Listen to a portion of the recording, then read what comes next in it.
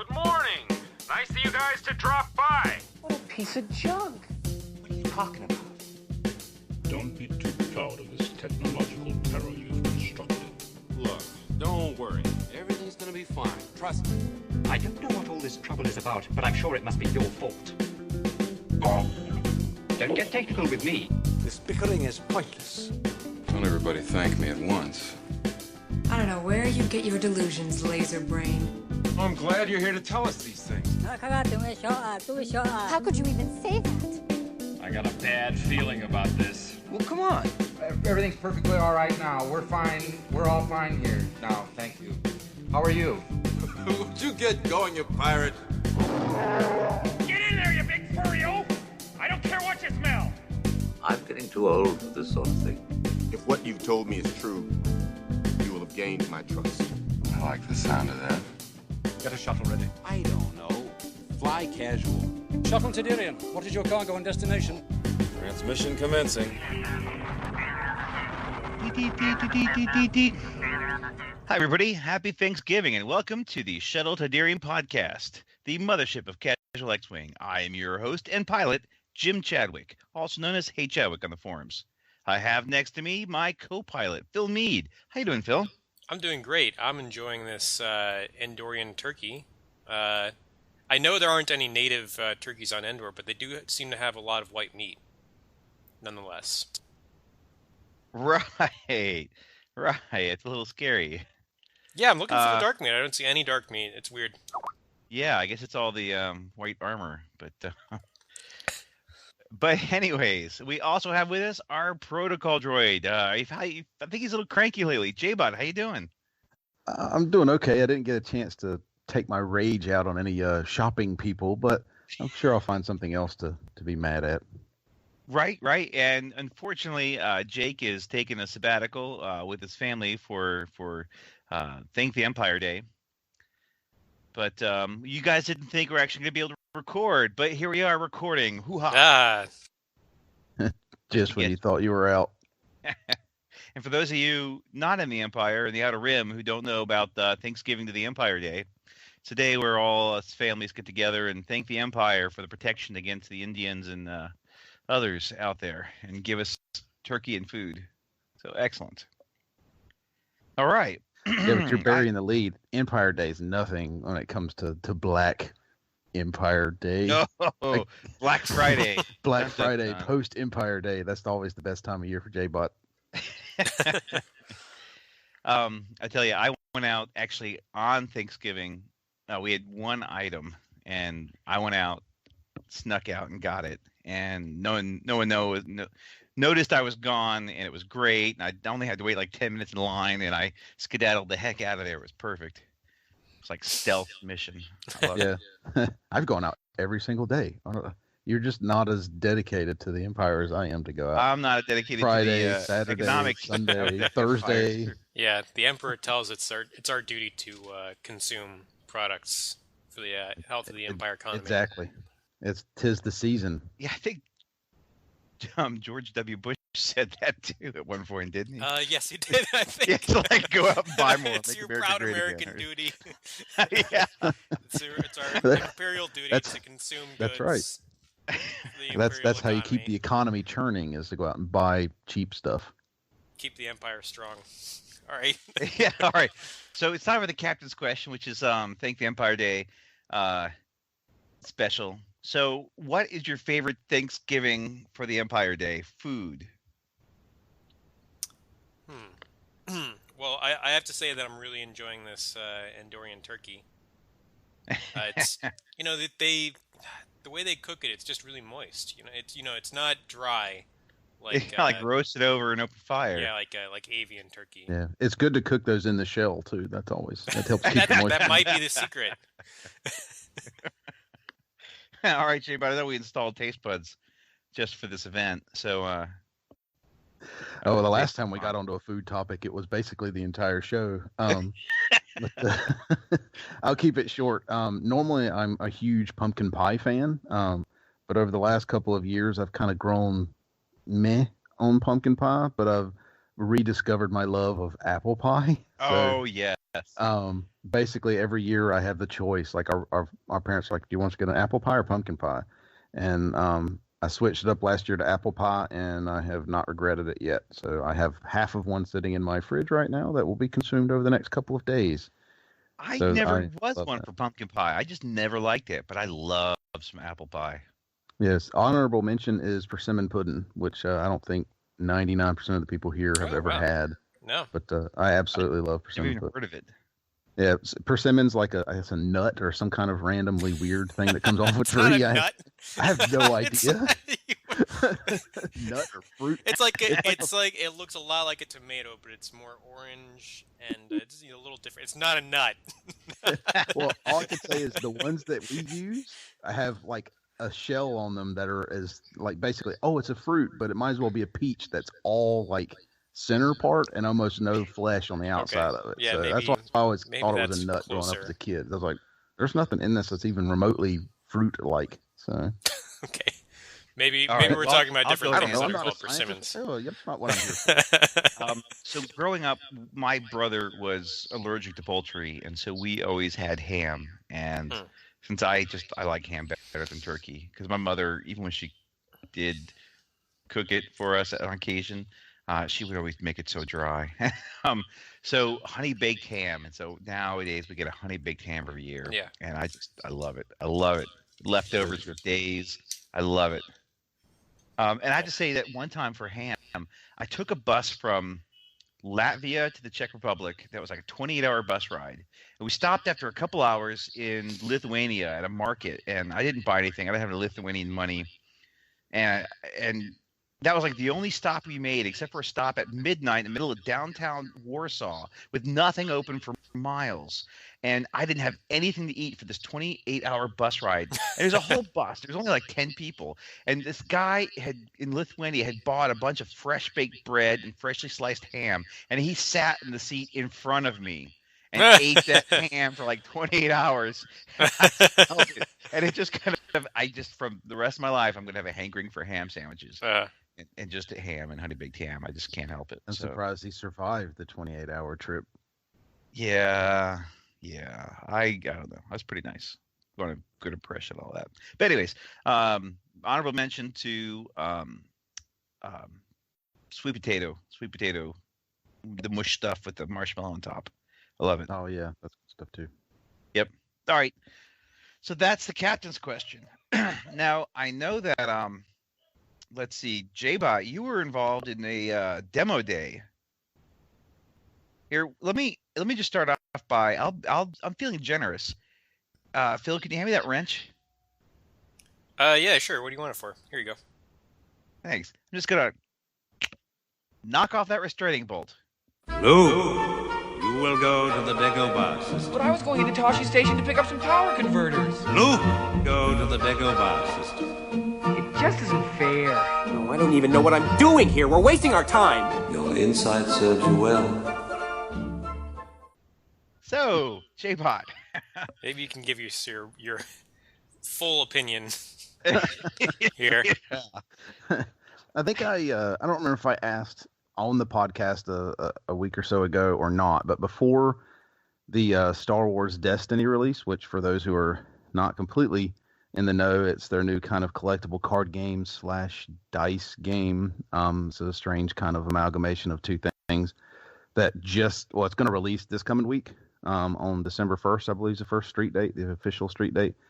But up to this, they've been doing kind of demo days where you could go get a starter and like a handful of boosters, play the game. Because basically it is the game. It's not like fake cards or anything. So it actually is what will be out December 1st. So I was like, hey, I haven't played a collectible card game in a long time. It looks really neat. I'll give it a shot. Probably won't like it. I mean, come on, who cares about these sorts of things?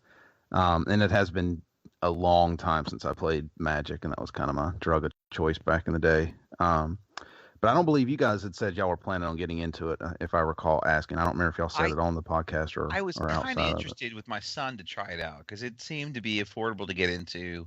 Maybe we could like it. It'd be something my son and I could try. But then I was just like, more money to another game. I barely got enough money as it is right now. I was like, ugh. And then we were planning. I was going to go to the demo day, but we were planning for the Gen Con with Biff and Phil and I. We had a conference call to go over our progress and get our stuff for the Gen Con and all the forms and stuff done properly, because you got to do this way in advance. So I could make it. Yeah, and well, let me start out with the good stuff, since that's the easy short list to get out of the way. It is very simple as a game. Normally, I guess my experience, keep this in mind, is from Magic from way back in the day. So if they've adjusted this in any way, shape, or form, I don't know. But back in the day, you used to get in your starter pack, you'd have this little notebook that was like 2 inches by 1 inch, and it might as well have been one of those mini Bibles that people hand out sometimes on the street, because there were so many pages in it. This is essentially like 2 8 by 11 sheets of paper, if I recall right, but like one piece. Obviously, it's just been folded in half and it's front and back, and that's like the whole rule set. So think like starter, like, oh, this is the quick start rules for like X-Wing, right? That's it. Like, that's the entire rules for the game. They do have like an expanded, if you have weird questions online, that you can download, but it's not in the box. In the box is just this kind of fold out sheet of paper. That's a little weird. So game, very simple. Yes, it has some weird quirks to it that you kind of have to run through a couple games to remember. I'm not going to go into that. You can find a YouTube thing to watch all that stuff. It plays really fast once you know how to play. I mean, it's like super fast. It's 15-20 minutes at the most. Might not even last that long, depending on how well you roll your dice, which might be one of the things I'm not super happy with. But in general, I like it. It's very neat. But it's got some serious flaws, and obviously this is just my opinion.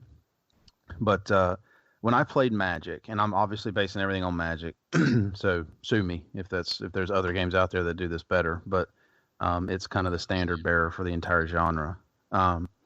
You would go and you would buy a starter deck, right? And your starter deck, I don't remember how many cards were in a Magic one. I seem to recall 60 as a number. But I think 60 is right, yeah. So you would buy a starter deck. And way back in the day, when I first started, it was a random starter deck. You literally got random cards in it. All they guaranteed you was enough lands, like it was a certain number of lands, and then everything else was random. It could just be all sorts of colors and everything.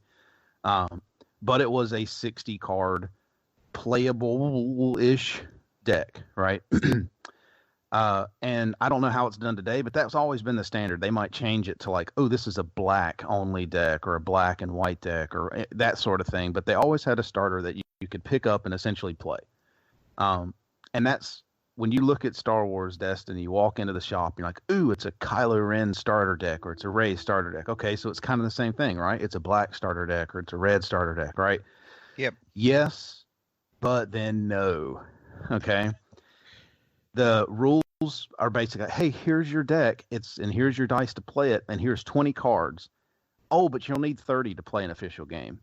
So, okay, so let me see if I completely understand this. I'm buying a starter deck to play, but all the starter deck is good for is to play the demo game against somebody else with also a demo starter, because one of the ways to beat somebody is to run them out of cards.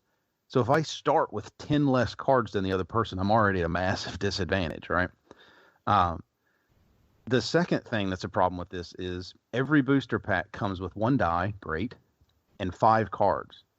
So anybody want to run down the math real fast on how many 2 boosters to get ahead?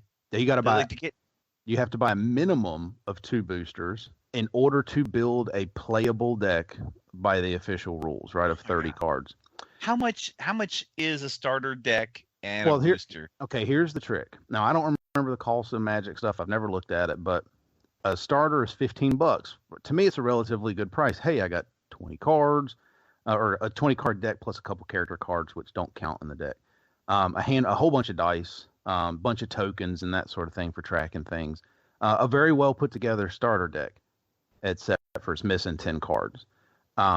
For $15. That's not bad. The price of one ship in X-Wing, right? That's not bad. And then boosters seem to run the same price as every other booster I've ever seen. So they're like $2.99, right? So I seem to recall that being roughly the price. Okay, so booster's only $3, really? Right. Right. So here's my not that question. No, here's my question. Since the die tends to be part of the expensive portion of that booster pack, right? Since we know cards are basically nothing to print. Why couldn't you make it a $20, $19.95 starter and give me 30 cards so that I could take it out of the box and play? Because the way the game is built, and I'm not going to go into crazy detail, is you have hero side and villain side. And cards are broken up into either hero or villain. So like the equipment and stuff like that, they can't be mixed and matched. There are some neutral ones, but who cares about those? There's villain and hero.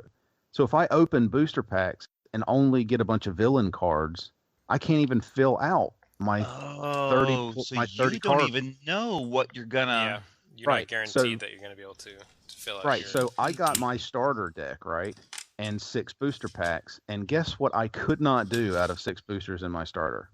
Couldn't make a 30 card deck. Didn't have the cards. Yeah.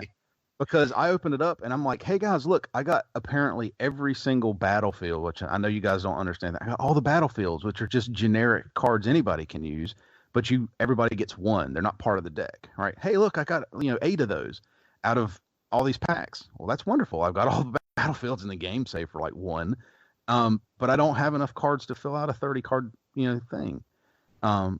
And maybe you could trade with somebody. So it seems like you probably want to start with starter deck of one of each, and then get the blisters and split them up. Right, and that's basically what I saw most people doing. So when you went to one of these demo days, you got 1 starter, 6 boosters. That was what you're allowed, so they didn't run out. And honestly, they were running out pretty much everywhere, especially in our area where people were hitting the circuit, hitting all of these stores.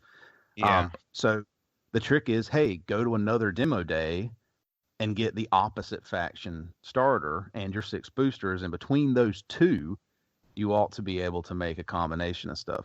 Or if you're a family, you have you and your son. I know you had mentioned, like if you both buy an opposite faction starter and then you get 12 boosters, y'all should be able to get something put together as a yeah. But so even to get all that stuff, that's like $35 investment each. Correct. Yeah, it's like $35 a piece. So you're looking at $70 to get 2 people's worth of stuff, which isn't that bad on the whole. But you guys know how collectible card games go. There's always a few things you either necessarily have to have, or if you want to build your deck a certain way, you need a certain combination of cards. Obviously there's always the meta. There's always meta in all these games, but hey, I want to go with a villain deck that does this one thing. Well, that means I need this very specific set of cards. So in a sense, they're feeding that you need to go buy more boosters. You need to go buy more boosters in order to finish this thing up. So my main complaint for this stuff is, I mean, are you kidding me? You couldn't make me pay more money to get at least a full starter so that I could take my actual starter deck and have it be a starter, because it's not really a starter. Trying to do is encourage you that you have to buy the blisters and learn the joy of what's in a blister. Right. Start you down that addictive trail. There's nothing wrong with that, because I certainly understand the kind of blind bag allure. You see this in all sorts of things, from the like mystery boxes at your local store to even those kind of gamer crates that are huge these days. They're all just giant mystery boxes in one form or another. So I certainly understood that, and I knew that going into it. I guess I went under the dumb assumption of, hey, look, I'm going to buy a starter deck. I'll at least be able to have enough cards to play a game that's not the demo game. But alas, that was not true. And it bugs me a little bit that they essentially set this up that way when it would have been cheap to, hey, here's 10 more cards. And they could have been the worst, like most neutral, almost unusable cards available, but it would have at least given everybody when they started it a full set to begin. Yeah. When I first played Magic way back in the day, back when I think Arabian Nights had just ended and Legends was the new booster pack, in the very early days. And I played with 2 other friends. We made an agreement. We'd buy our starter decks. It was like $20 for a starter deck. And we would not buy any more. We were college students. We were poor. you know, we didn't have an income, we didn't have money, and we knew if we started getting blisters and like actually altering our deck, then it was just going to lead down that dark path. And we wanted to stay just to play cheaply and just do. We all agreed we wouldn't get any. We just would play with our starter deck, and it was fun. It was balanced. It was crazy. Oh yeah. You know.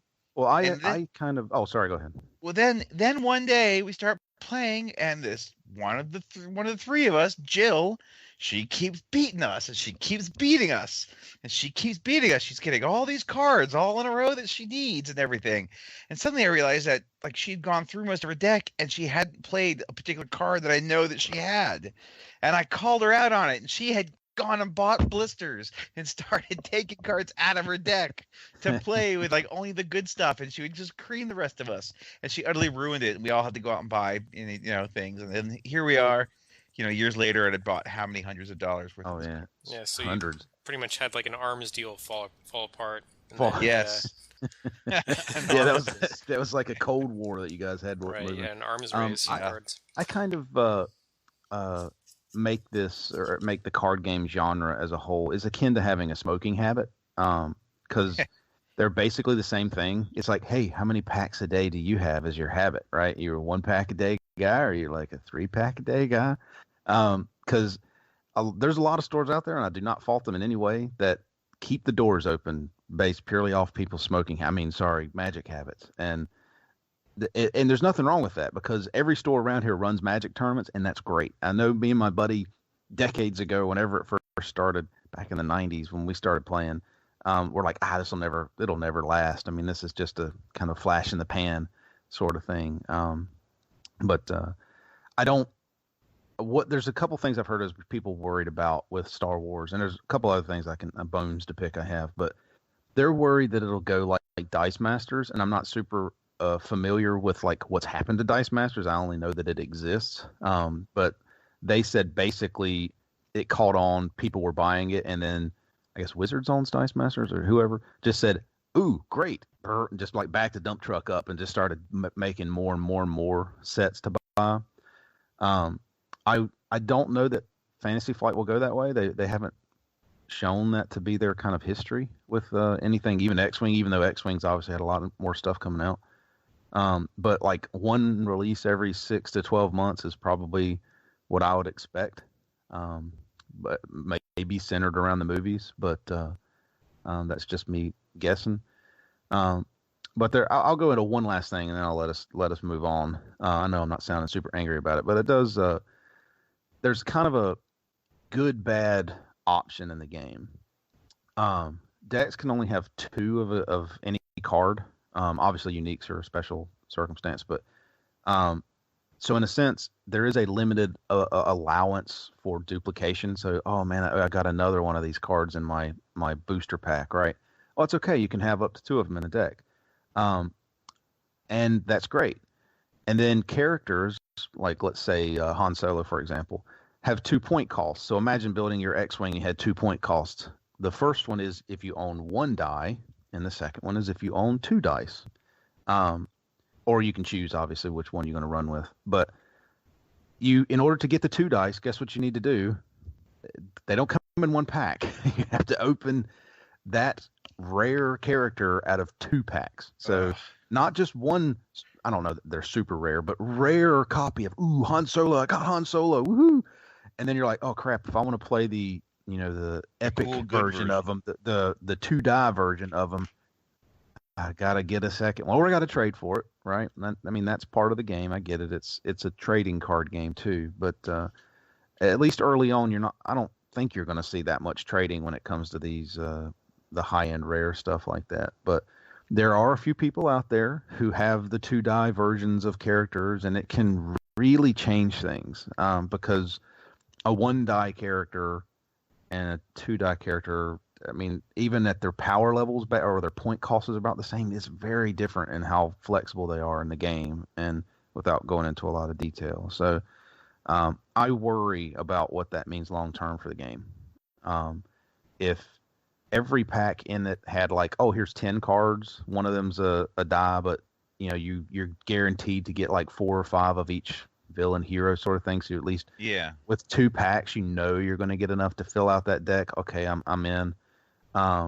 With the whole like, oh look, I've got 1 die on Count Dooku, and he's my only other villain character besides all the the ones that came in the starter deck. Well, I guess I can't really change the starter very much. I could do a little tweaking, but I can't do much to it. I just have to hope it all works. And obviously I don't know about balance. I don't think anyone can speak to balance in the game yet because it's so brand new. There could be cards out there that are wickedly unbalanced. And one of the things I hated from Magic was, hey, look, we just came out with this card, and in 2 weeks somebody finds out the U-boat version of it. Oh, look, we just found out the super combo that nothing can stop. And what Magic would do is just ban it from tournaments. All right. And as soon as you ban it from tournaments, guess what that means? You ban it from table play. No one's going to play it, or they're going to play against it. So in my day in Magic, if anybody wants to know how old I played, it was Channel Fireball. That was the super combo that was banned from mine. So when I played, it was 4 fireballs, 4 channels, and good luck. If anybody can beat it. In fact, I would put a channel fireball deck from my day up against anything Magic has released to this point because it was so devastating. Oh, look, turn 2, you're dead. Like, I hope you got cards on the table because if I have channel fireball, there's nothing you can do to stop it. But like I said, that's an old school. That's like beta level, unlimited level, revised level stuff. So that, like I said, they quickly killed. So I'm worried that we just don't know yet. That give it 2 weeks after the release next week, and we'll probably have a good idea of whether it's balanced or not. So I'll report back, depending on if I'm still playing in 2 weeks. All right. Well, you know what? I'm feeling generous. I'll go ahead and actually leave this restraining bolt off for the rest of the show. See, that wasn't bad. Yeah.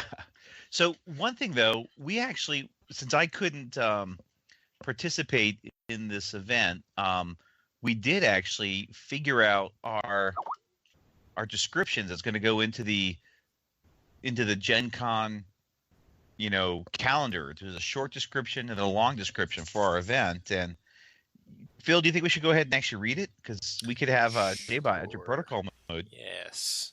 I think let's turn on protocol mode. Assault on Gray Skull Base. In this narrative X-Wing miniatures event, the Rebel Alliance is defending their hidden base of operations, Gray Skull Base, against the might of the Imperial Navy. Unscrupulous scum mercenaries fly for either side, so long as the money is good. Players will face off in 4 rigorously play-tested and balanced scenarios, culminating in a final battle at Gray Skull Base itself. To keep the event highly thematic and to shake up the standard X-Wing metagame, unique named pilots and upgrades will be unique across the entire event, and there will be a silent draft at the start of the event to distribute uniques among each faction's players. Unique pilots and upgrades destroyed in battle are lost permanently, but players can draft new unique pilots by leveling up generic pilots. Prize support will be provided for top-scoring players, the winning team, and for an X-Wing themed bingo. All right. Sounds exciting. Cool. Makes me want to go to it. X-Wing bingo. Now that I can get into. Oh, yeah. The rest of this stuff, I just end up getting named pilots killed all over the place. Make your side cuss you out because you got killed. Why do you keep getting everybody killed? I don't freaking dance. Why did you have them? Yeah. Y'all should obviously just learn not to give me the named pilots. That's how this works. Yeah. So that's the event. So anyone who was slightly interested in what we're going to do at Gen Con, we're getting pretty excited about it. And Phil's really working on some excellent missions and such. I've been working on prize support. So but I think we're getting a bunch of we are getting some prize support, right? Oh yeah. So I don't want to spoil things just yet. We'll have some stuff. Yeah, at least. We'll have stuff. So excellent. That's good. But now sounds interesting. Nothing else. Yeah. I'd really like to go. I can't wait. Cool.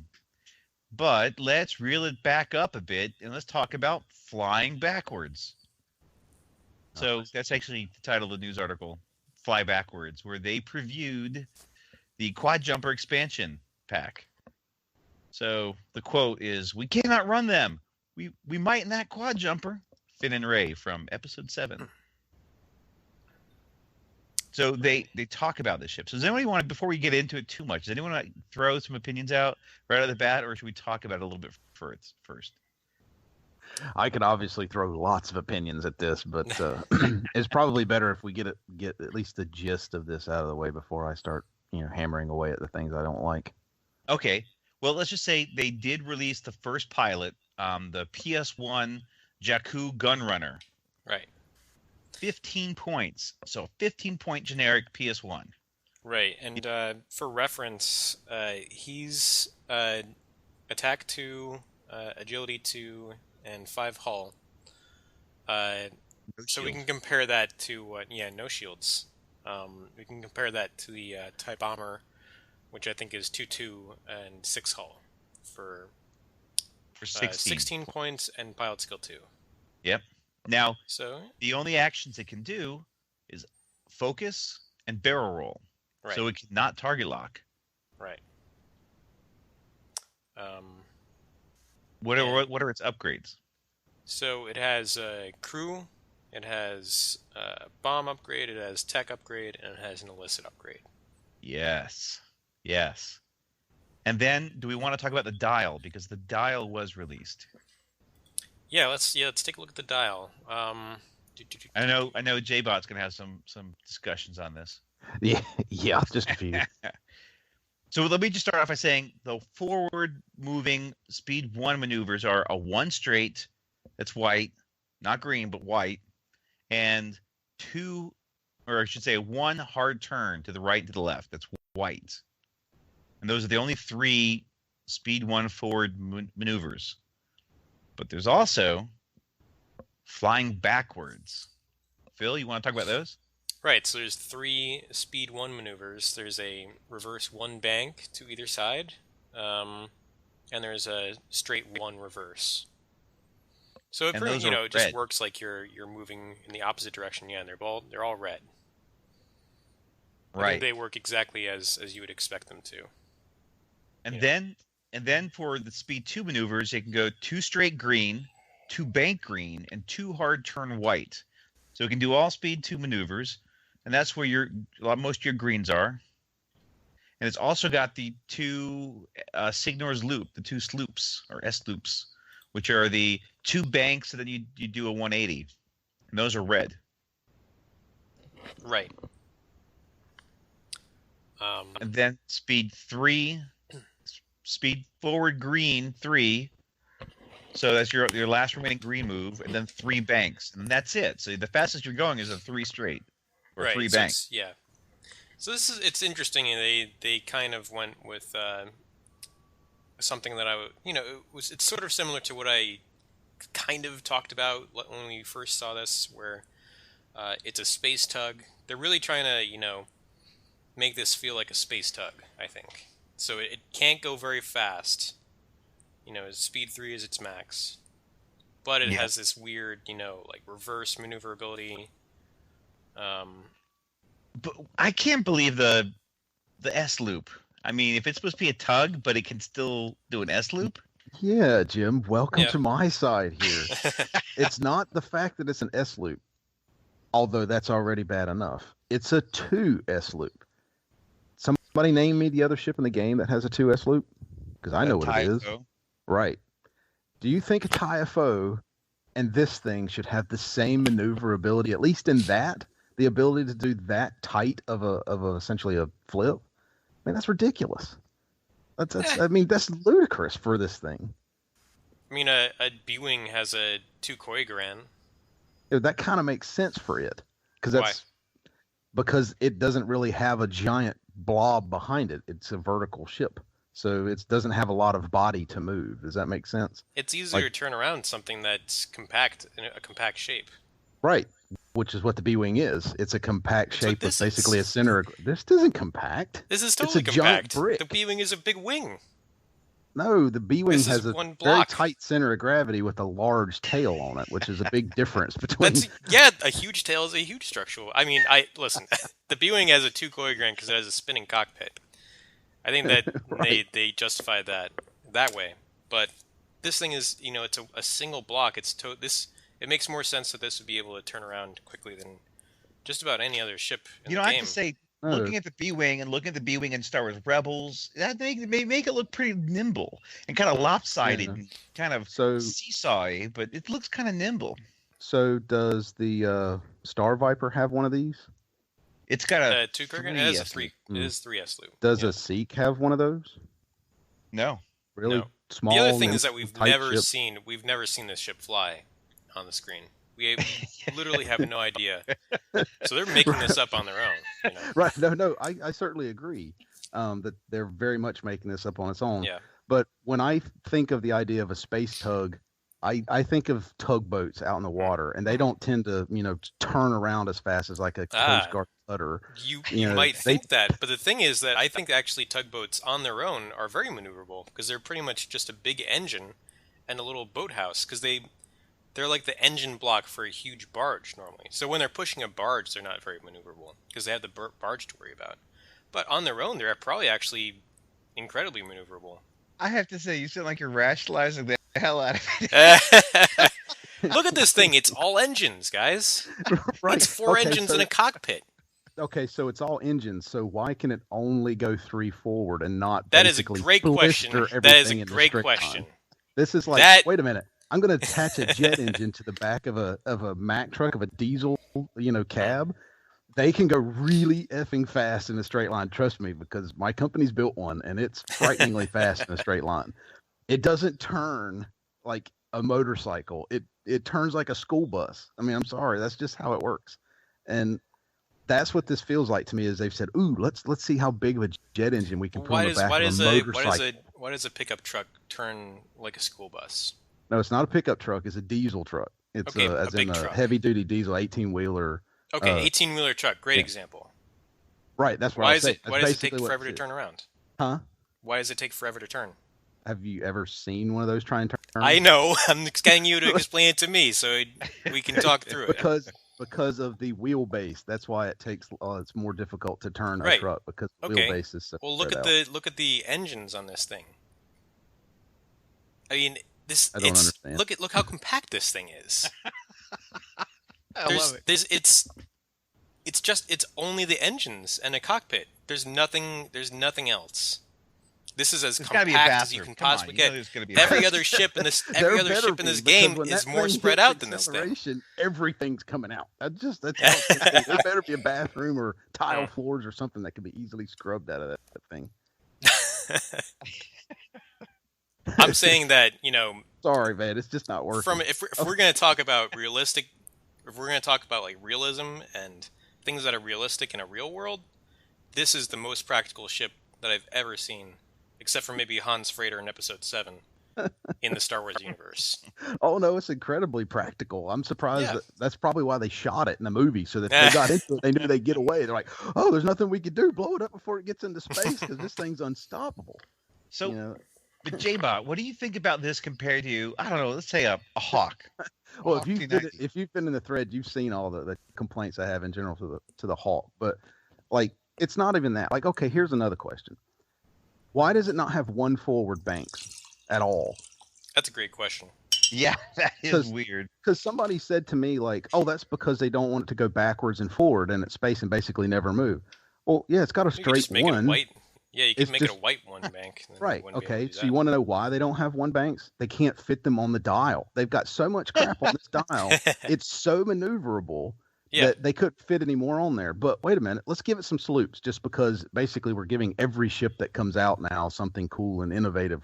Well, the thing about sloops is helping the old ships as well, or at least trying to have some semblance of balance with existing ships. Yeah. The thing about sloops is I think they're much better than Koi Grand turns and just in general because if you don't have a variability in your turnaround maneuver, it makes you very easy to block, and that's something that they didn't really plan for in the early game, and they didn't really anticipate the strategy of blocking. Right. Yeah. So being able to have a variable turnaround maneuver it's something that should be essentially in every ship, I think. Yeah, I mean, if we're getting into the whole, kind of aerodynamics of space, it only kind of makes sense that every ship should be able to turn around at least relatively quick on, even if it's like it's a 4K. That's totally the danger here, is that we talk about realism and apply it to the Star Wars universe, and ships in the Star Wars universe just do not fly in any sort of sensible manner. No, they don't. But it's my biggest gripe with this is it feels more like, and although this isn't super powerful, it feels more like they're creeping with it. They're like, oh crap, we need to give this some more maneuverability, instead of making its thing is its ability to go backwards. It's like, we can give this the same dial as another existing ship, except for we're giving it 3 more maneuvers that let it go backwards. And then there's no real complaint. Although I have a complaint of it versus the Hawk. That's going to be a long-standing complaint with almost every ship that comes out, because this is cheaper, higher pilot skill for the points, and it's got more maneuvers on it. It's got a higher primary attack. It's got a whole list of things. The only balance factor in that is the pilots that you can take on a Hawk, because it's got a crew slot. And, you can put a turret on it, but this has got a crew slot, so that's gone. It's got... But the Hawk is faster. The Hawk can go 4 forward. It can go 4 forward on a red. And the only way it can clear that, Jim, is to go 2 forward on the next turn. So guess what that's a net of? 6 forward, which is what 2-3 straights will get you. So basically same speed. We should do Mario Kart with nothing but Hawks one time. It's in my head. I know. Trust me, I got a million ideas. That's like the 50cc version. Right. We couldn't. Hawks. We couldn't put this in it because Quadjumpers. this thing would leave them all behind. Hawks and Seeks, nothing but Hawks and Seeks. Well, no, Seeks are much faster. Yeah, Seeks are much faster. True, but they can't. But not the heavy Seek. So it's only the Seek with 2 hull and 1 shield. But heavy Seek is just as fast as a normal Seek. I am fast. But I'm obviously a little perturbed about the fact that it gets a barrel roll too, but I guess because it's so compact, I can sort of almost understand its ability to flip over itself.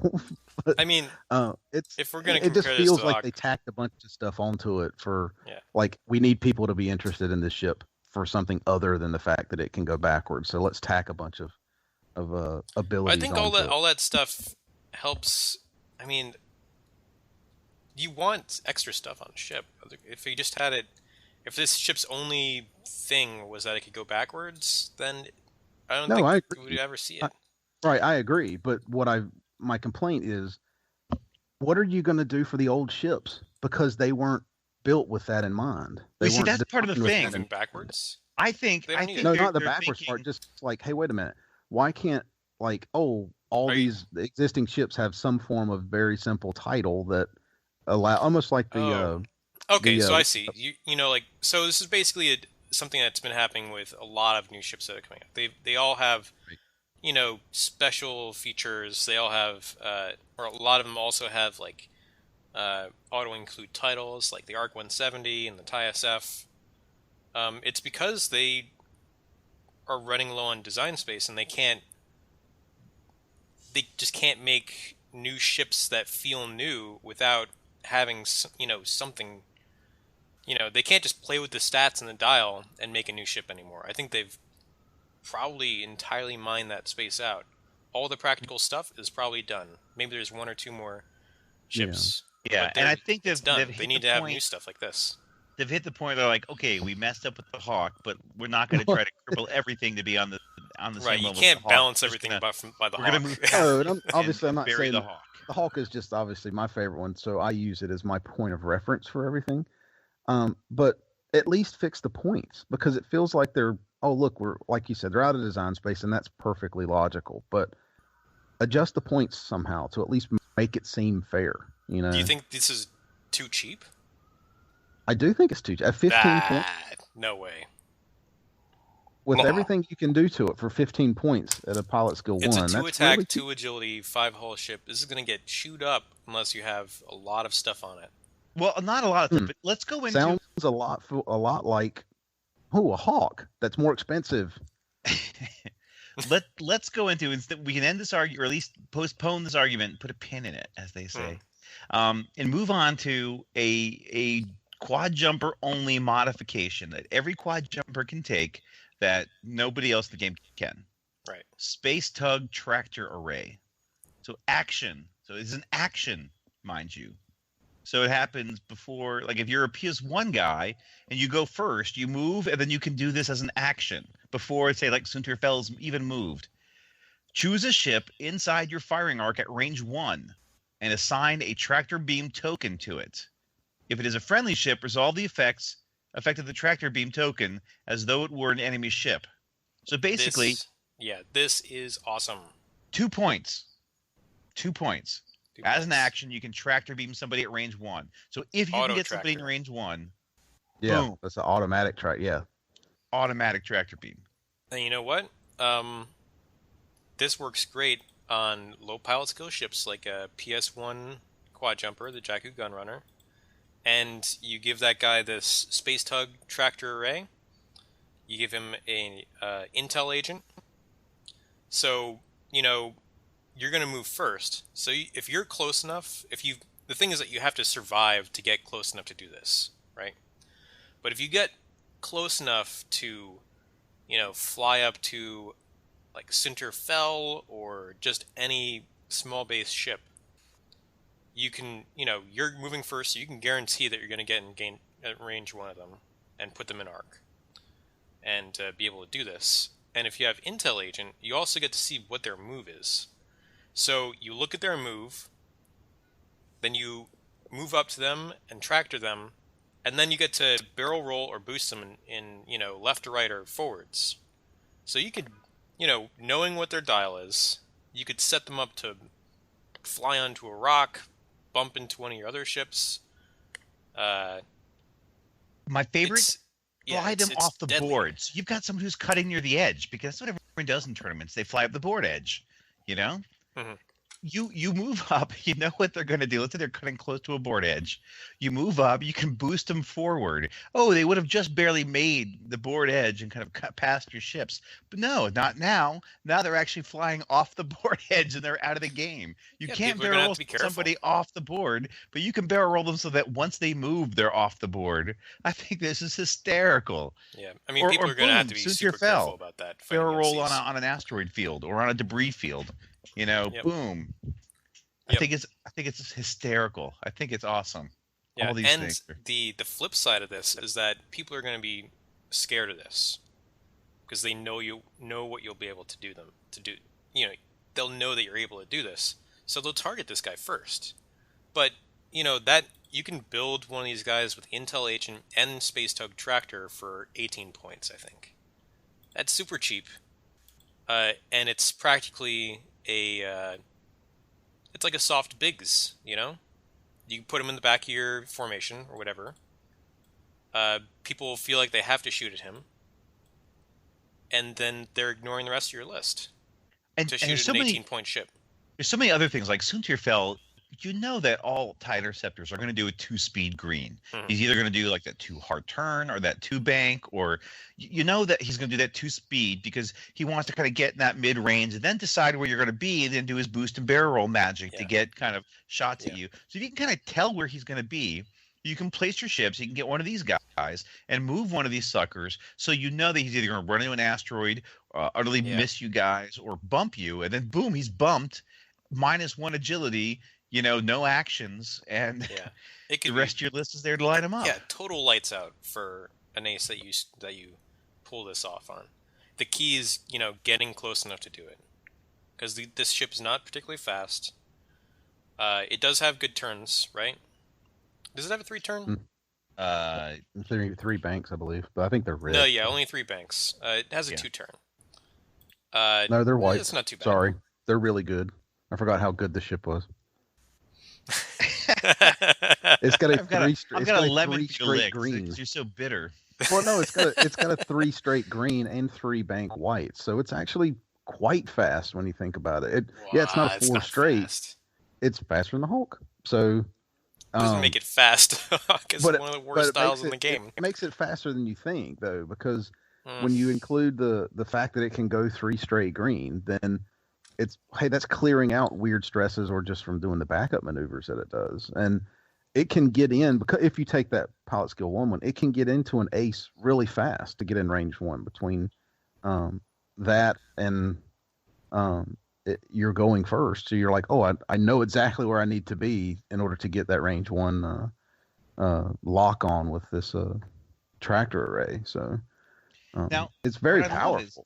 I love is that this thing still has an illicit slot for like a feedback array or a black market slicer tool, and that this is what I've been recognizing as the 101 cuts to kill Sunterfell that basically push limit arc dodgers, and specifically Sunterfell. You know, the one that's got push limit stapled to him along with stealth device and royal guard title, you know, and then throw him in on the list with Palpatine.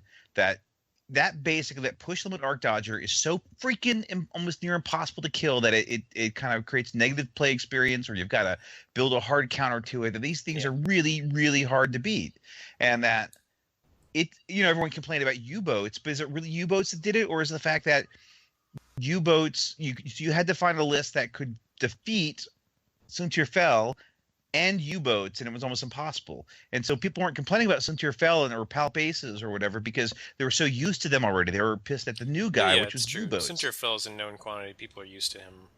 But Sunterfell is one of those things that you need, and so they've been slowly introducing all these little things that kill push the limit guys and push the limit aces, and it's like black market slicer tools and all these different things that have been slowly. You know, like not one thing is enough to go, oh, this one tool is going to wipe away Sunterfell from the table or whatnot. But you add all these different bits, and you've got all these little tools, different ones that fit in different lists that can really make a difference to killing these guys. And so it doesn't make it impossible. You're not going to like nerf Sunterfell. You're not going to ban cards, and you're not going to play one thing that really destroys it. But you've got enough tools that you can really mess up someone like Sunterfell when you couldn't do it like a year ago. And I'm loving it. I'm very excited about it. Right, because, but you have to be careful when you do that sort of thing, because if it's, in a sense, neutralizing an ace, what is it doing to normal pilots? What is it doing to normal non-meta ships? It depends on what it's fighting. If it's fighting like a small ship count list, this could be really good because you're going to be able to kill one of those ships a lot faster. But if you're fighting against like a TIE Swarm, it's probably not that great. Maybe you could, maybe you could screw up their formation flying or whatever. You can set up like a massive self bump. Get them all to run into each other. Maybe you could do that. It's tools that really screws with like one ship. And so if your list is only like 3 ships and they're all high important aces, then this is really deadly. But if you've got 4, 5, 6, 7 ships that are all like cheap guys, it's not that important a deal. Even if like you got 4 X-Wings you're playing against. You take one, you give him a tractor beam, you maybe barrel roll him and stuff. Yeah, it's not going to kill him. It's not going to be like, oh, if he dies, that's 1/4 of the list. It's not good, but it's not like losing Sunterfell, who's like your primary heavy hitter of the whole list. I don't know. I think it's all right. So I'm loving this ship. Not already just so far these things, but there's so many weird little silly things you can do that are just gonna screw with people. This whole ship is just like gag bag, of tricks and things, pies to the face, and just absurdity. Whoopee cushions out the back. I love it. It's like it's so crazy all the things you can do. So should we go into some more of the stuff you can do? Well, this leads me to my next question, which I didn't really see the huge problem with until I started thinking about it. But I know someone else had a problem with it, and that's one of the other additions that could be put on this ship. What are you talking about? Or other ships, apparently. A scavenger crane. Oh, what's that? Oh, what is that, you ask? Well, after a ship at range 1 to 2 is destroyed, you may, I choose a discarded, I think it's rocket, or is that torpedo? Sorry, torpedo, missile, cannon. Bomb, no, it's a bomb, sorry. Turret. That it says or modification upgrade card. Yeah. And that continue, Jim. I'm looking at it in Sanskrit at this point on the small screen. Yeah, I'll read it. So after a ship at range 1 to 2 is destroyed, you may choose a discarded torpedo, missile, bomb, cannon, turret, or modification upgrade card that was equipped to your ship and flip it face up. So you regenerate something that you lost. And this is an illicit. That's 2 points illicit. Yeah, then you roll 1 attack die. On a blank result, you discard the scavenger crane. But you still get whatever you're regenerating. Right. Yeah. So if nothing else, it's good for 1 use. Right. Right. So the idea you have a problem with that? Well, it seems a little odd. I'm going to ask a dumb question, which tends to be my thing. What makes you lose a turret or a cannon now? Oh, is there Boba still a crit? Boba Fett and the original crit. Yeah, the original crit. That's the only one I was saying. I forgot about the Boba deck Fett. that nobody should play unless you're just a cheaty sucker. Maybe they're old school and they haven't bought into the new stuff. Yeah, all right. If you're old school, that's cool. That's fine. But if you're purposely choosing the old deck, then yeah, that's kind of it's a little. You're greasy. gaming the system for some reason. It's a little greasy to do that. Yeah, I feel. But it feels a little odd that I could scavenge a ship that I blew up and somehow get back something I lost. What? Oh yeah, because here's the thing. So you had it, and let's say your turret was damaged by Boba Fett. Yeah. It's inoperable. But your little scavenger crane it uses tractor beam, gets the parts that it needs, and it repairs itself. So it needed a few wires and a power cell, and zip. That's amazing. It's like the most amazing technology ever because it can essentially turn itself into a torpedo somehow, which I think is cool. Yeah. So I've been acting coy here, but I've made a huge stink about this on the forums apparently. Now that I didn't know. I knew there were some people that weren't exactly happy with it, but it wasn't the bone I was picking out of this ship. I definitely started a stink on the forums about Let this. me take off your restraining bolt, Phil. So go for it. Let's imagine for a second. Have fun. Imagine for a second that you're flying a Star Viper with a Virago title and an illicit slot. And in that illicit slot, you have a scavenger crane. So we have a scavenger crane on a Virago. Pretty weird already, but whatever. And then you also have an advanced proton torpedo that you have.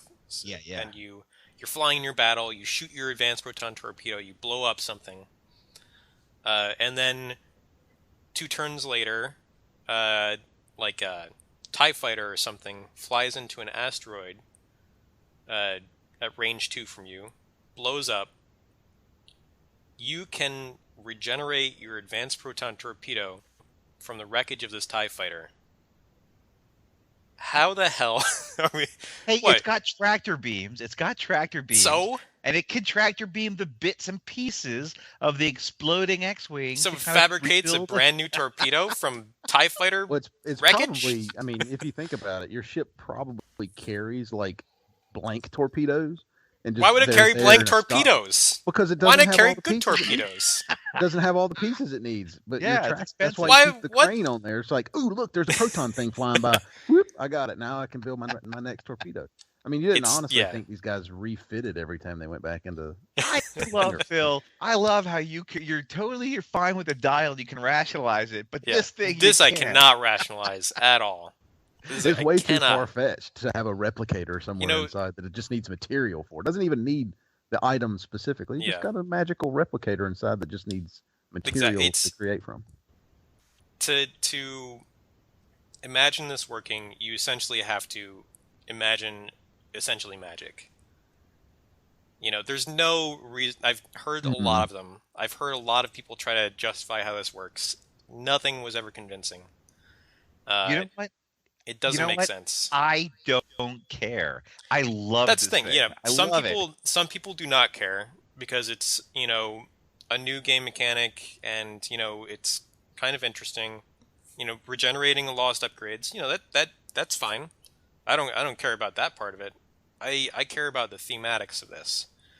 It's I don't get how it is supposed to physically work in the Star Wars universe. Everything we know about the Star Wars universe says that this shouldn't work the way it does. Oh no, I agree. Yeah, this is more so when I play X-Wing, I've always interpreted their approach to building the game as being more on the simulator side of the simulator to arcade game spectrum of things. So let's take an example in the Star Wars universe.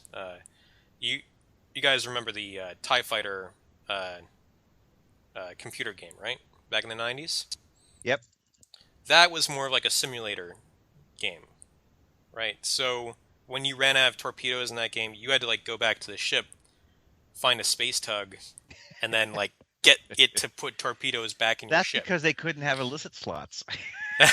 Right, yeah, that was before they. Right, that was before they invented scavenger cranes, I guess. That's all in the last 20 years, really. So. Yeah, but if you go to like a game like Rogue Squadron, then I'm pretty sure you could like fly around and like pick up upgrades. It was more of like an arcade game, you know, like you would like fly over something and then it would get added to your ship. If I remember that like game correctly. Yeah, it's more it's like Hunger Games. It's something like that Kart. doesn't, you know, you would never see something like this happen in the movies. But you know what? I like it because the Carax fighter has because it fixes your favorite ship. And I like the Carax fighter, and the Fang fighter does not. So this is actually a reason to take the Carax, because you can put like a homing missile or a concussion missile on it, and then use your illicit slot for the scavenger crane, and you could have a chance. It's basically like extra munitions. But potentially you could have more than one. I mean, you could potentially not run out of missiles if you kill enough people. That's fine. Well, I mean, I have no problems. If your own ship blows up, you have a chance of getting it. Yeah, I have no problems with the core game mechanics behind this. I have a problem with the way that they've matched the way this card works with the flavor of having a crane flying, whirling around on the back of your ship, grabbing parts off of destroyed other ships, and then turning them magically into parts that work on your ship. Technology and tractor beams. Yeah. Don't try that. I've heard it all. It doesn't make sense. I'm telling you, it's just like a replicator from that other star. Listen, the thing is that you could actually, it's not that hard to imagine a more reasonable flavor for this card. So, after someone said, it said something like you said on the thread, I thought about it for about 5 minutes and came up with a spare parts card. So spare parts or scavenged parts would be like an illicit or a mod upgrade. 1 or 2 points, and well, it's not.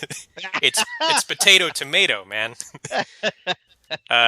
Because this makes a lot more sense. So if you have like scavenged parts on your ship, maybe you could add, use that to, have something. Maybe you have like a scavenged torpedo that you've already worked on and loaded up in your ship or bolted onto your wing or something. That makes a lot more sense. So you would discard the card or do an action and replace something that you discarded on your ship. Yeah, see, I'm obviously on Phil's side for this one, because for me, I could see this working similar to an extra munitions, except for it's essentially discarded the first time you used it. So you couldn't, like, extra munitions gives you everything on your ship a second shot. If you're like a K-wing and firing, just carrying everything you've got. Extra munitions is pretty powerful, but this is like, hey, I'm a random scum pilot who, like I said, bolted a spare one somewhere into the onto the ship that I can use if I fire the first one. And it's not for everything. Cool. It's for like one. Hey, I've got an extra one, woohoo, that I found at the shop for really cheap, sort of thing. Yeah, but it does matter about what it can put on. Only ships with illicits can take it, so you can't have a K-wing or anything. And I think the worst case that could happen. It's cheaper. I shouldn't say it's the same cost as putting extra munitions on a K-wing, and it uses a slot that obviously K-wings don't have. And you don't, essentially it's like, I worry about this being coupled with something that can also take extra munitions. The only thing that can do that actually is the Jump Master at this point, because unfortunately the Y-Wing, because I've already looked, it was my first thing was getting a Y-Wing with extra munitions, proton torpedo, and this thing would be awesome. But another people have pointed out, you have to be in range 1 or 2 when it's destroyed. So if the munitions, one of the things about it is range 3 is actually one of the best places to blow somebody up with. Yep. And so if you're range 3, you blow someone up, boom, you don't get anything. No, but at range 2, which a lot of the stuff that's that bracket where almost everything is able to hit in. Yeah, that's where a lot of the action happens. Right. It's possible to do to do cluster missiles. It's been mentioned that near Drew, the guy you took, the Mario Kart, he gets an extra red die every time he's away from other people. Give him cluster missiles, so he gets 2 shots at 4 red dice, guidance chips, and then scavenger crane.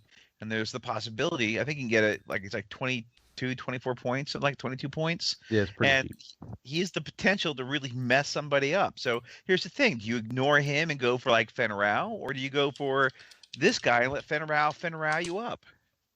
Well, I think this, coupled with some of the other stuff that comes on this ship, or is the possibility to tack on this ship, makes it very interesting. Hey, look, I can put a bomb on this ship that I can technically, look, if I drop it right, because the idea is to be in range 1 if you're tacking on the modifications and stuff like that. I want to get in range 1, stay in range 1, which is the perfect bracket for my scavenger crane, because there's a good chance you're not going to jump out of range 1 on the next turn. With the tractor beam and everything in place. Hey, look, I blew you up, and I can just make another bomb out of it. It's like it's silly. It's a little frightening, but hey, I get it. They're running out of design space, so they're just tacking stuff up on there. So it won't be long before something else comes out that's just as crazy. I think it's really cool for the ships that it does, because the things you can do, like the Z-95, you can have these little ordnance carriers with these elicits, or for the Karax fighter, like I said, there's these other ships that you can do it with that just makes it pretty unique and interesting. And I know there's things you can do that just are really cool. So I like that. But do we want to go into some of the other things? Because right. There's Unkar Plut, which is the one they had talked about before. Do we even just want to mention him really quick? Yeah, what his specialty is? I think we talked about him a long time ago, so let's just review. So we have him as the crew and the pilot. So as pilot, he's pilot skill 3. His text reads, at the end of the activation phase, you must assign a tractor beam token to each ship you are touching. And he's 17 points. So he's a blocker. He's meant to be a blocker. Yeah, he's meant to get in there and block. So he would also be pretty good with that combination that we were talking about before with the Intel Agent and Space Tug tractor array. You could, double tractor beam somebody with this guy if you manage to, move up, tractor beam him into a position where he then runs into you. Yeah. And then you give another tractor beam, says -2 on him. So Dangaroo, which I think I was paying attention to what happened at Worlds, and there was Dangaroo all over the place. So basically, I've got all these massive bonuses and foci and everything as Dengar, but you're at -2 agility. You don't get diddly. You get taken down. And also you could go with Ketsu Anyu, who lets you keep a target lock token or a target tractor beam token on someone. So you're able to, and this could take a crew. So you put Ketsu on that, boom, if you get in front of the action or they hit you. Does Ketsu Anyu work without an auxiliary arc? It's any arc? Let me pull up Ketsu Anyu. At the start of the end phase, you may choose one ship in your it's in your firing arc. That's true at range 1 or 2. Okay, so that's the in arc. I mean, it's not impossible to do that. But yeah, so it is. It is in arc. I forgot that, but I thought it was just 1 or 2, which makes it even more crazy. But yeah, you can get someone in arc with the tractor beam, and boom, they're -1 agility. As long as you can keep them in arc at range 1 or 2. That's awesome. I mean, this would maybe be good to pair with a Lancer class pursuit craft with a Ketsu Anyu crew. Because you'll definitely be putting out tractor beam tokens. And with Ketsu Anyu, you have a pretty good chance of keeping those tractor beam tokens on people, especially if you have gyroscopic targeting, because you can all but guarantee that you could do that. Yeah. So that's another of the pilots, and then there's one that we don't know about still. Well, do we talk about? There's also a constable guy. Yeah, constable. Yeah. Then there's the last one. So there's one in between the Blubberman, the Blubberfish, and then the constable that we don't know about. He was not released. Right. So this guy, he has sort of interesting history. He was in a lot of the promotional images for Episode 7, but they cut him from the actual movie. Oh, really? Yeah. He's got this, like, he was on Jakku, he had, like, a big round hat, and he was, like, a blue-faced dude with, like, reptile yellow eyes. You would probably recognize him if I showed you a picture. I'll Google him. Yeah. Anyway, he's Pilot Skill 7. His text reads, when you reveal reverse maneuver, you may drop a bomb using your front guides, including a bomb with the action header. So that's all your mines, like cluster mines, proximity mine, etc., etc. ConnerNet. That's pretty cool. So this guy, if any of these quad jumpers is going to turn out to be a good mad bomber guy, this guy could be him. Yeah. Oh, and I did look up the pictures. Yeah, and he's like a little midget guy, and he's got a little like a small? plate for a hat, and he's got the scarf covering his face. You just don't know much about him. Yeah. Right. Yeah, that's weird. They cut him out, but yeah. So then he's another bomber. So you can basically go backwards. I mean, front. The thing that's interesting with him is, you can pair him with that scavenger crane, and if you're using one of those action title ones that do a ton of damage if they're laid correctly, say the cluster mines, for instance, that you might be able to get all three on one of the large base ships, you could really do a ton of damage and possibly kill one of those ships and get the cluster mines right back. So yeah. It's a very interesting. I'm sure somebody will try and make something work out of them, but I don't know that I could. I'm not very good. I would say that the only danger is that he is going to be pretty vulnerable to incoming fire, because he's only got that 5 hull and 2 agility. What's cool is that if he's even got the tractor beam thing as well. So imagine someone bumps him from the front. He can then go boom backwards, back up, drop the bomb, so he does it free, even the action one, the cluster, and then he can use his tractor beam and get someone at range 1. He could do that with, like, I think pattern analyzer tech, because remember the reverse maneuvers are red, but he can take tech and do actions before. Yeah. Yeah. It's not. It's not impossible. Let's say you drop the cluster bombs and your cluster mines, and he doesn't hit one of the templates. Boom, barrel roll him on top of it. Yeah.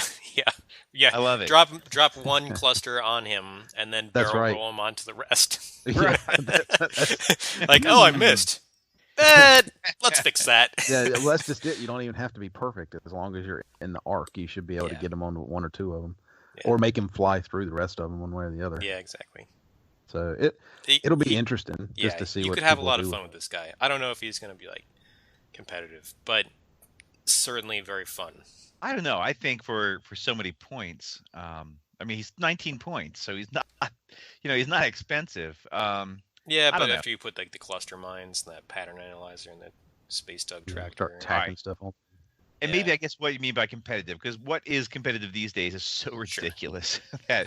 All right, maybe not. If you're not getting a free token, it has to be broken action every turn for every ship, then forget it. So all right, if it's not broken, you shouldn't be flying it on competitive tables. Right. If it's not broken, that's the truth. Not broken, don't fly it.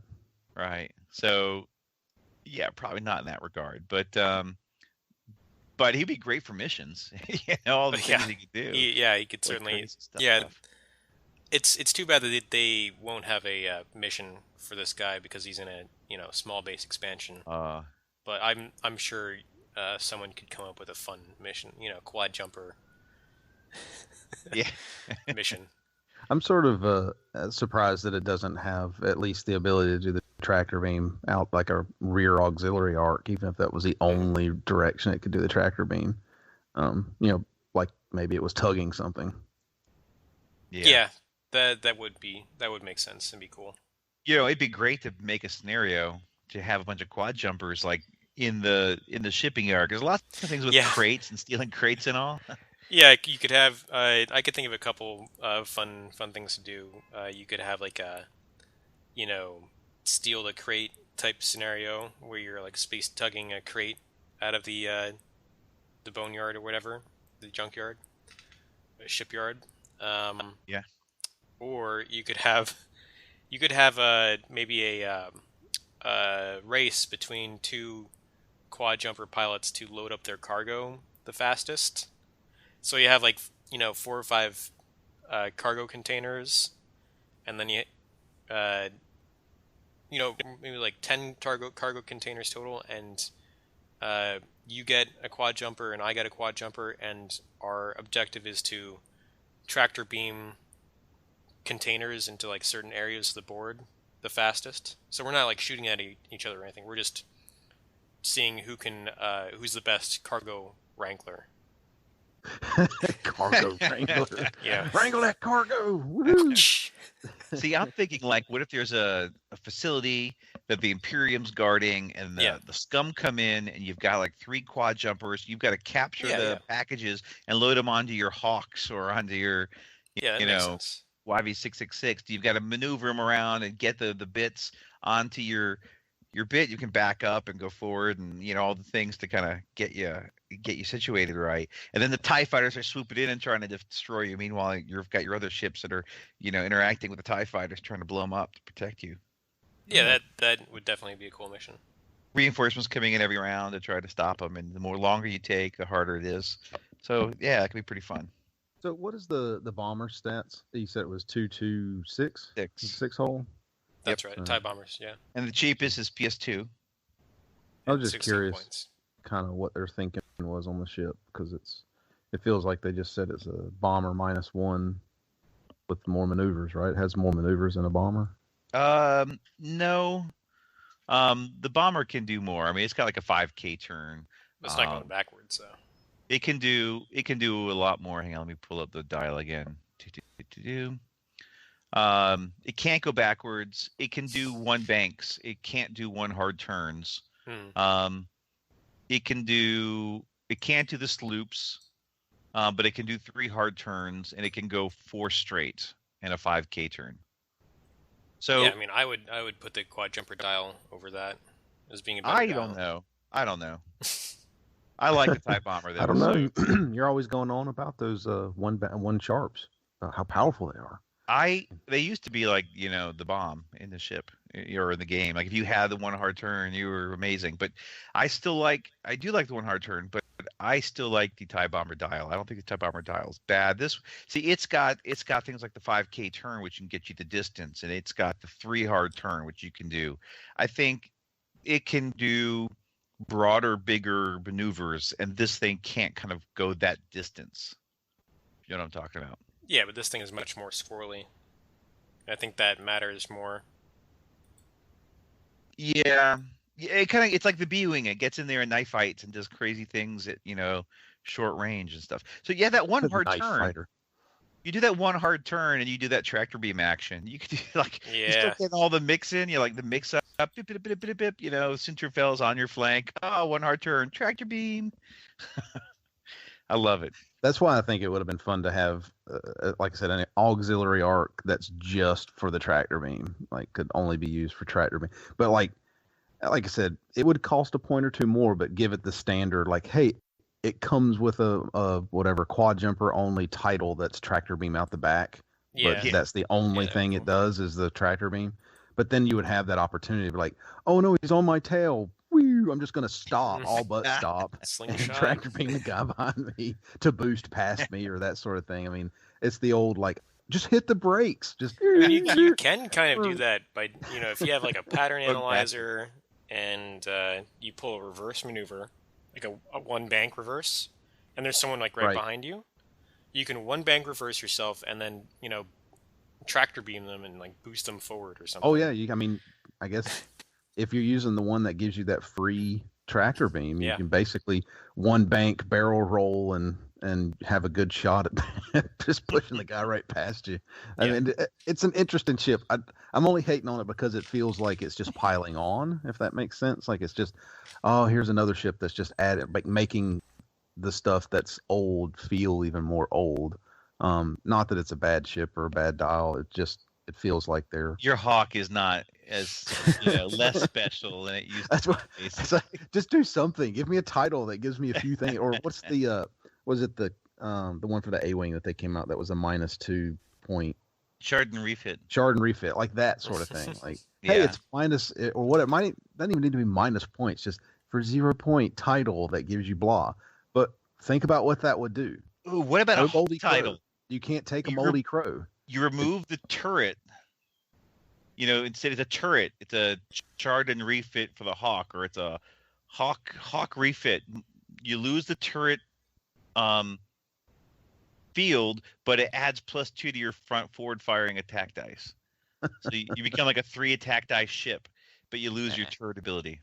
No, I mean, for me, and I know I keep harping on this, but there are options out there for that sort. I mean, when you think about it, hey, it's a hawk only title that does XYZ to help rebalance it. But guess what that forces you to do? Do I take hawk only title, or do I take moldy crow? Because they can't be on the same ship. Yeah. So that would force you to have that, make that decision. Do I want to beef the ship itself up to take other upgrades, or give it a system slot or something like that? Or even what you're saying, you rip the turret off and you can replace it with a cannon for the sort of thing, but you lose like a couple points. That sort of thing.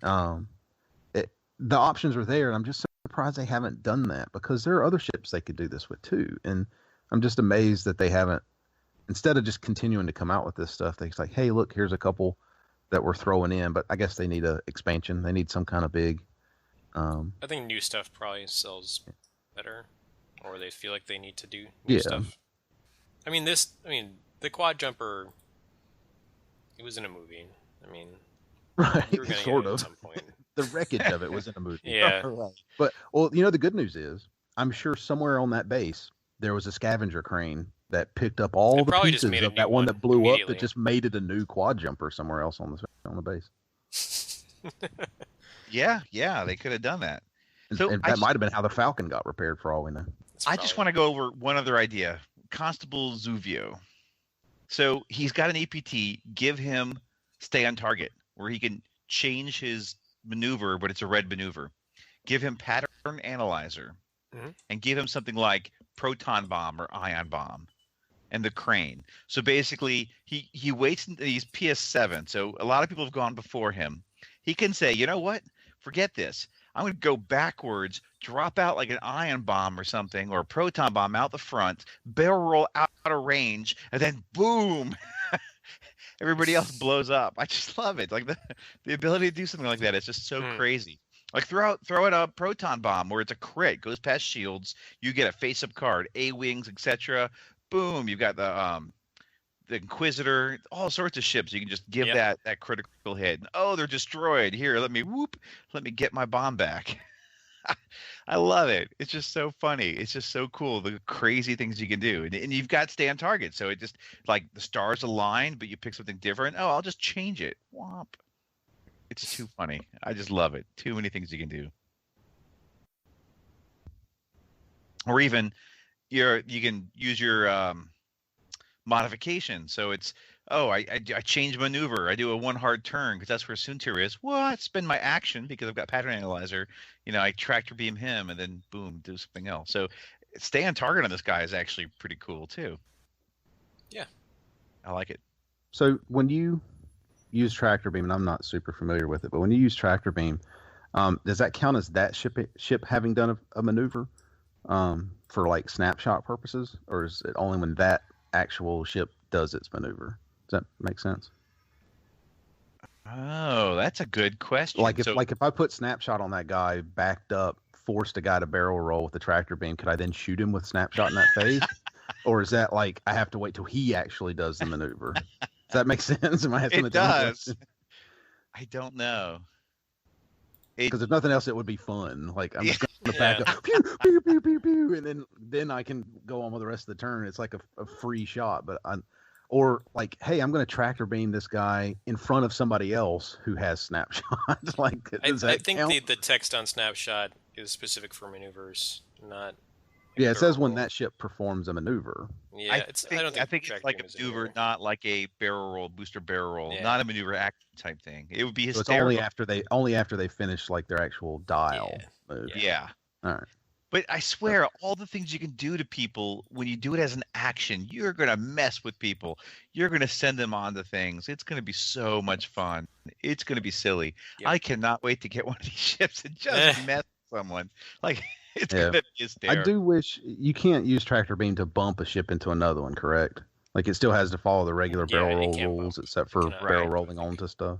You can barrel roll them onto an obstacle. Yeah. Right, but not other ships. That's right. Right. Oh, that's so you can barrel roll them on the mines and bombs and things. Yeah, that's disappointing. Connor nets. Right, but I want to be able to barrel roll them into other ships that have bump abilities, that sort of thing. So yeah, like barrel rolling into like the Unkar plot character, for example. But if you've got, say, intelligence agent, you know where they're going to be, so you can set up their target lock so that you know they're going to bump. Right. No, I understand that. I was just thinking. Very interesting. Well, on the whole, I like the ship. Obviously, my complaints are more just with the past, things.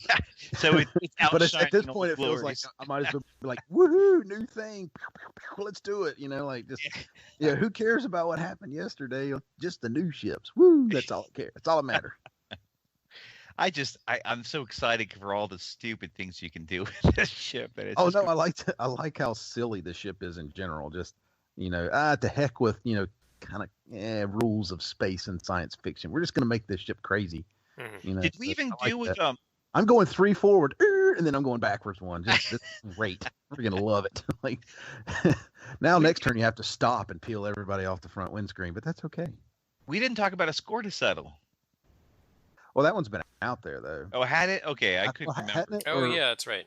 Did it come in this set, and we've just already talked about it in something else, or it got fully revealed in this preview. So we had one of these cards. I think we had a score to settle. We were able to see it, but we didn't see the debt to pay condition. So it's an EPT, Elite Pilot Talent, 0 points, and it's not faction specific. So once you get it, you can use it on anybody. That's right. Who could take an EPT, that is. Right.